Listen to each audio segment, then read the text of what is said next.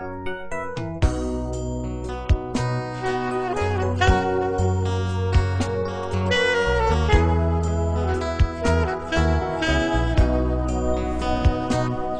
allons lire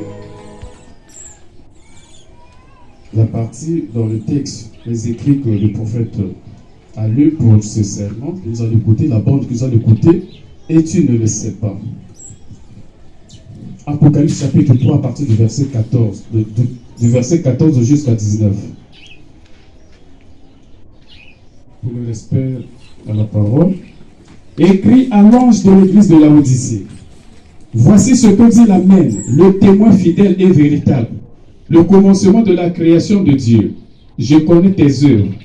Je sais que tu n'es ni froid ni bouillant. Puisses-tu être froid ou bouillant, ainsi parce que tu es tiède. Et tu n'es ni froid ni bouillant, je te vomirai de ma bouche. Parce que tu dis, je suis riche, je me suis enrichi et je n'ai besoin de rien. Et parce que tu ne sais pas que tu es malheureux, misérable, pauvre, aveugle et haineux. Je te conseille d'acheter de moi de l'or éprouvé par le feu, afin que tu deviennes riche, et des vêtements blancs, afin que tu sois vêtu, et que la honte de ta nudité ne paraisse pas, et un collier pour oindre tes yeux, afin que tu voies. Moi, je reprends et je châtie tous ceux que j'aime. Aie donc du zèle et répands-toi. Que le Seigneur bénisse la lecture de sa parole. C'est une bande que nous avons commencé depuis le vendredi. Aujourd'hui, nous allons finir avec cette bande. Et tu ne le sais pas. Pour ceux-là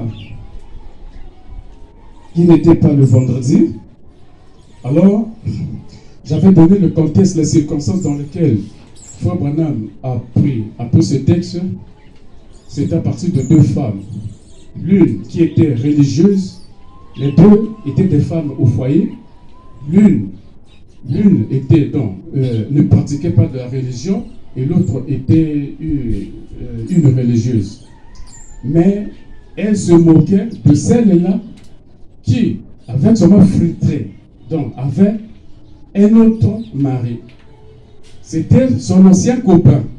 Voilà qu'un monsieur de bonne moralité, c'était un juge. Il a pris, donc il a racheté cette femme qui autrefois était la copine de ce monsieur. Voilà, une fois au foyer, elle est allée encore avec ce monsieur. Pendant que le juge était en mission de service. Et cette femme se moquait d'elle. Non, c'est franchement une vulgaire prostituée.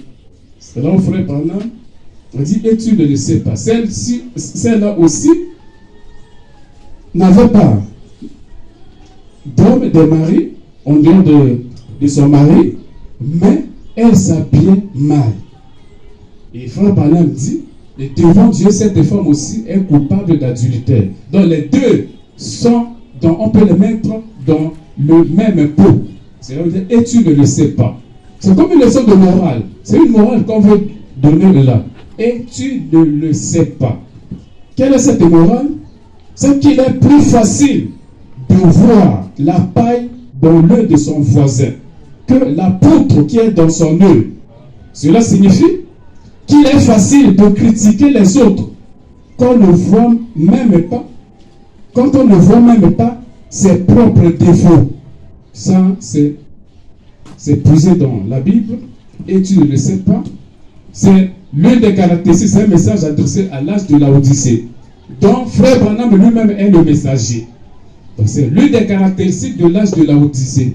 C'est ce que nous frappe. C'est la réalité d'aujourd'hui.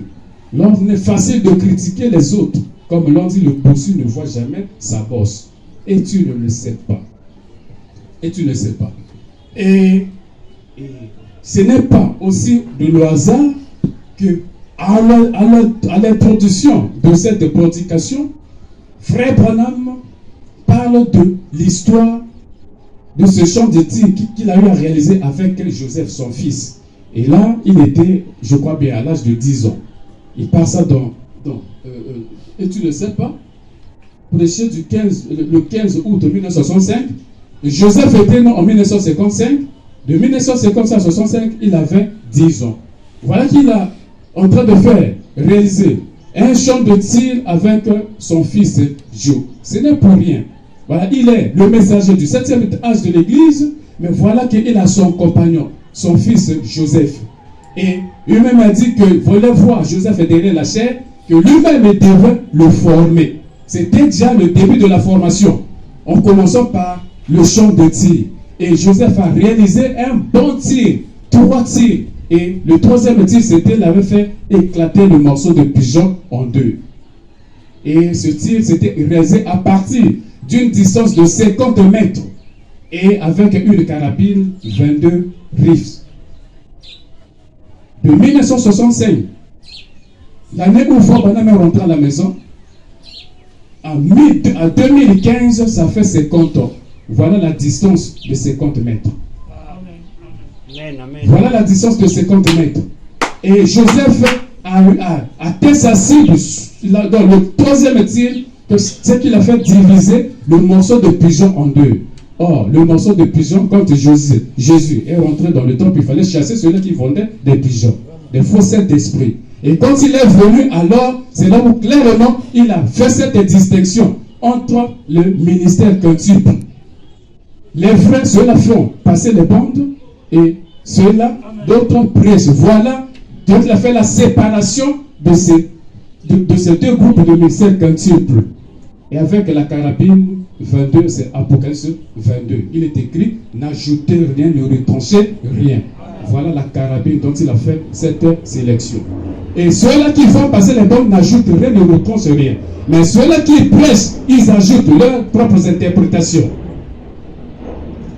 Et à la fin, Frère Branham clôture, il y a des visions et autres qui se passent, mais nous allons découvrir.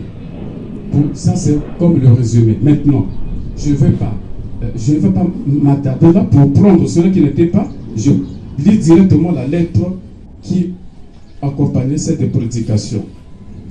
Les aigles se rassemblent. Je lis Frère Joseph, comme ça nous allons écouter d'abord. Les aigles se rassemblent du samedi 16 octobre 2021.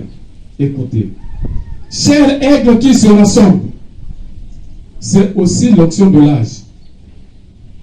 L'âge de l'Odyssée, l'onction c'est l'aigle. D'où la salutation devrait aussi adresser aux aigles.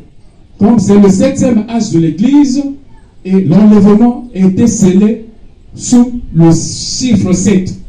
Et donc, qui fut la 7e personne après Adam fut enlevé. Donc l'enlèvement était scellé là.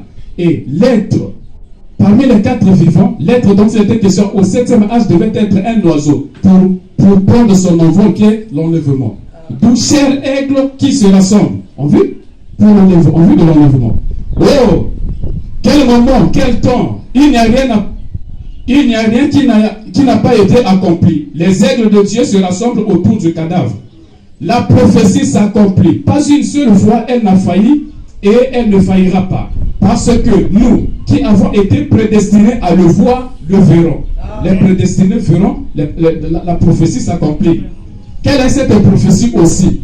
En 1980, Joseph avait fait une prophétie. Il fait la propagande des bandes, pourquoi il va arriver un temps où les gens auront marre des prédicateurs, ils chercheront maintenant à écouter le messager lui-même.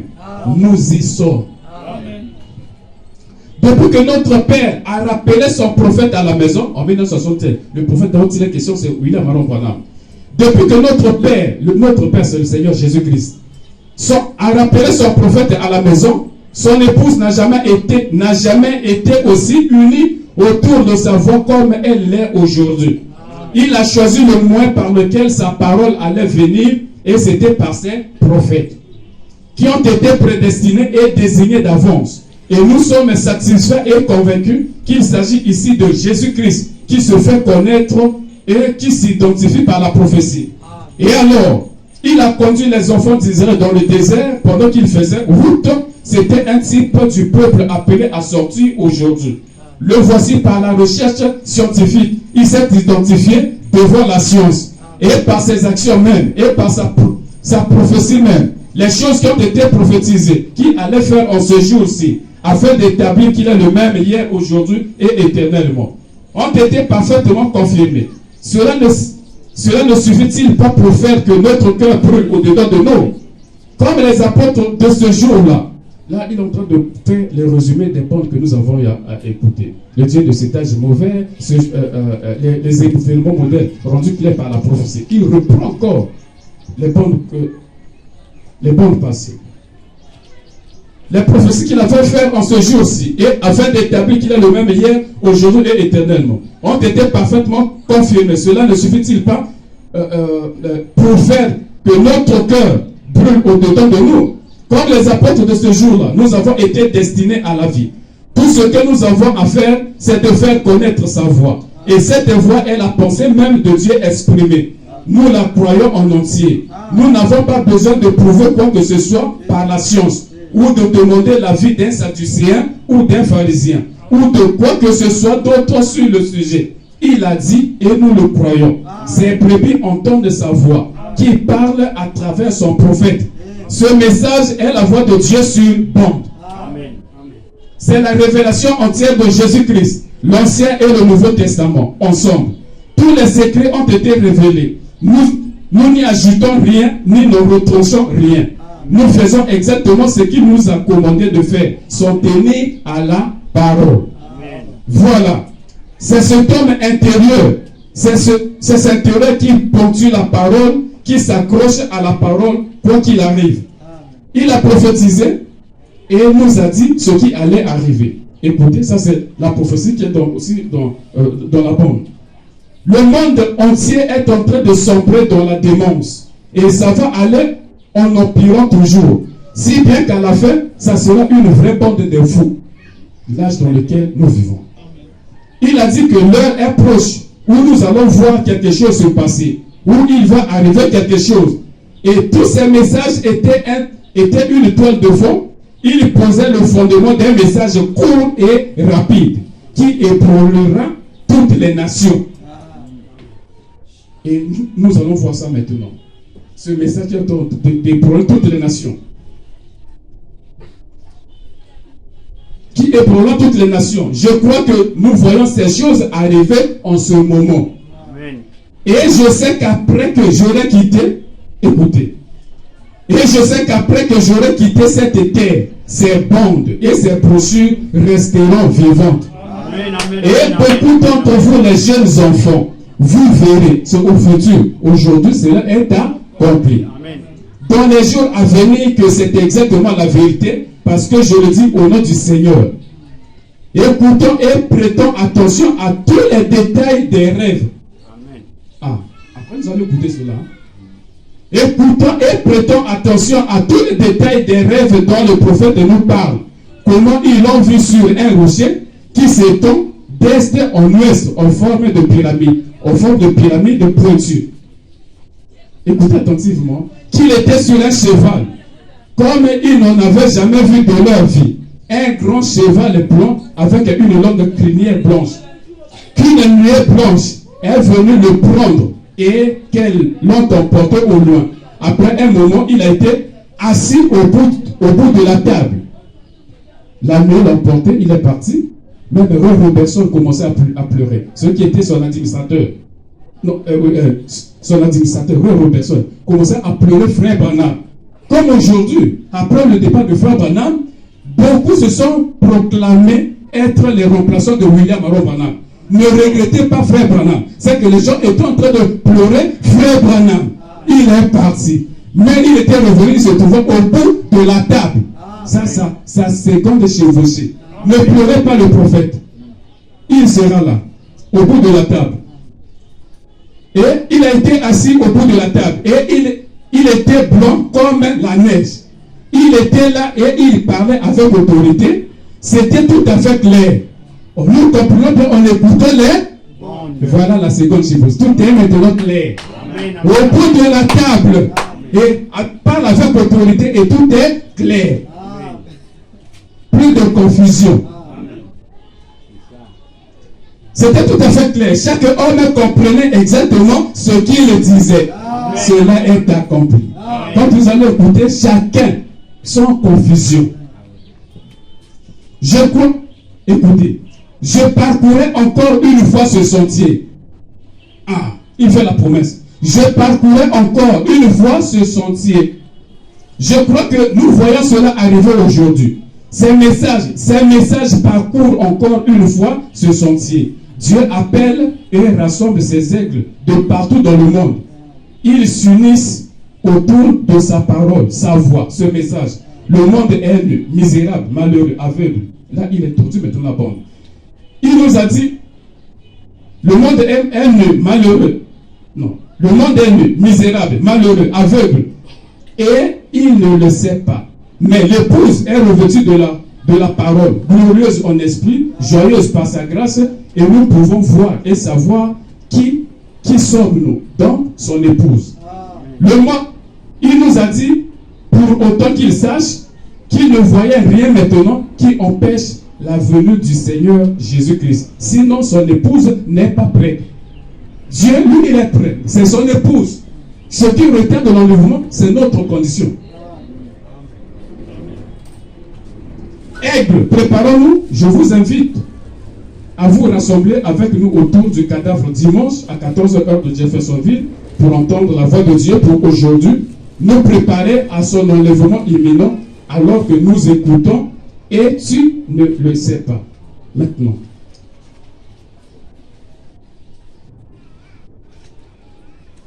Voici le logo du programme de la voix de Dieu. Oui. Le globe terrestre, tous les continents, mais la face du prophète au niveau de l'Afrique. Pourquoi cela? Au niveau de l'Afrique. Il a dit, je parcourrai encore ce sentier. Pourquoi ça? Cela a une application spirituelle. L'autre jour, je vous avais dit, si vous pouvez suivre le film Red sur l'Antébé. Je vais prendre ce film. Il y avait un film. C'est une histoire vraie. Les terroristes avaient pris en otage l'avion d'Air France en 1976. Cet avion quittait Tel Aviv, Israël, pour Paris. Cet avion fait escale en Grèce. C'est là où d'autres personnes ont été embarquées. Mais de ce groupe, il y avait des terroristes. 4 terroristes, 3 hommes et une femme. Ils ont pris l'avion en otage. Ils ont amené cet avion en Afrique, précisément en Ouganda, en Entebbe. Israël saisit. L'armée d'Israël a mené l'offensive. Pour la première fois, il a envoyé ses commandos. Ses commandos venaient chercher ses ressortissants au niveau de l'Afrique. Je parcourrai encore ce sentier. Pourquoi? Il doit encore revenir outre-mer, aller outre-mer. Pourquoi le dernier élu? Il dit c'était une brebis noire. Amen. Une brebis noire en Afrique. Tout dans le programme, il fallait mettre Frère Branham en Afrique à la recherche de cette brebis noire pour l'enlèvement. Donc le dernier élu doit être une brebis noire. Ils ont mené dans l'opération. Ils ont appelé cette opération Tonnerre. C'est Apocalypse 10. Voyez-vous? Opération Tonnerre. Pour venir prendre ses ressortissants. Donc il fallait prendre aussi 4 avions. Donc dans les 4 terroristes, il y a 3 hommes et une femme. Et c'est de cette manière, l'application spirituelle, c'est comment est-ce que Dieu a racheté son peuple. Il y avait 4 insectes qui ont dévoré l'arbre. Et Dieu aussi, pour contrecarrer le diable, il fallait aussi prendre les 4 onctions. Avec les 4 avions Hercule. Ils sont descendus en Entebbe. Et là, il y avait 2 personnes. Il y avait 2 personnes qui étaient chargées de la mission. Jonathan et Bensor. Et quand ils sont arrivés à Ouganda, c'était une opération difficile. Mais Israël, le peuple, l'armée d'Israël a fait un exploit. Ils ont atterri avec les avions en Entebbe. Ils ont mené leur opération. Dès que l'opération a commencé, le chef de mission, Jonathan, est tombé. Donc 7 minutes après le début de l'opération, le chef de mission, le responsable, Jonathan, est tombé. Il fallait que Benson puisse prendre la relève. Et quand en décembre Quand le frère Branham a eu l'accident, 7 jours après, il est parti. Il fallait qu'il y ait relève. Raison pour laquelle, à l'entrée de la prédication, Joseph, pour frère Branham, fallait être accompagné de Joseph pour un champ de tir, pour la formation et pour prendre la relève. Dès que frère Branham serait parti, Joseph devait prendre la relève, mener les opérations. Ces opérations pour prendre à la recherche la dernière élue, le peuple de Dieu qui était pris en otage avec le système, l'ancien système, les prédicateurs, avec leurs propres interprétations. Le peuple de Dieu était pris en otage. Amen. Et celui qui a pris la relève, Benson, connaissait bien l'Afrique. Quand Joseph était né, les Africains lui ont envoyé une robe. Quand il connaît bien l'Afrique, il connaît bien l'Afrique. Il est descendu pour mener l'opération. Et il a pris la relève. Benito. Et ils ont délivré le peuple juif qui était pris en otage. En Afrique, c'est en Afrique. Joseph lui-même qui connaît l'Afrique, il dit c'est en Afrique qu'il y a beaucoup de fausses doctrines. Le parousia, la polygamie, beaucoup de choses. Le peuple de Dieu pris en otage. Il fallait qu'il puisse avoir mener une raid sur Entebbe. Le raid sur Entebbe pour pouvoir venir délivrer, donc prendre les otages. Le peuple de Dieu qui est pris en otage pour l'amener à Jérusalem, en Israël. Or, quand on doit l'Apocalypse, c'est la nouvelle de Jérusalem qui descend auprès de Dieu. La nouvelle de Jérusalem. C'est lui qui doit mener l'opération. Il prend la relève pour prendre le peuple de Dieu qui est pris en otage pour l'amener dans sa patrie. Frère Branham me dit, je parcours encore ce chemin. Du vivant de Frère Branham n'a pas visité beaucoup de pays. Quelques pays seulement. Ici en Afrique, juste l'Afrique du Sud et Rhodésie. Rhodésie, je ne sais pas si c'est Zimbabwe. L'ancienne Rhodésie. 2 seulement. Ici, non. Il a dit, je parcours encore ce chemin. Comment est-ce qu'il va parcourir? Ça sera la seconde chevauchée. La seconde chevauchée, ça sera au moins des bandes. Avec de la tablette agapant, si vous voyez, donc toutes les nations ébranlées, selon le sens. Toutes les nations ébranlées par ce message. Et les gens écoutaient Frère Branham clairement. C'est au travers, avec la voix de Dieu qui a distribué des tablettes agapao, tout le message entre nos mains, ce qui a secoué le monde dans tous les sens. Voilà la seconde chevauchée de Frère Branham. Au moins de ses bandes. Il a dit qu'après son départ, ses bandes resteront vivantes.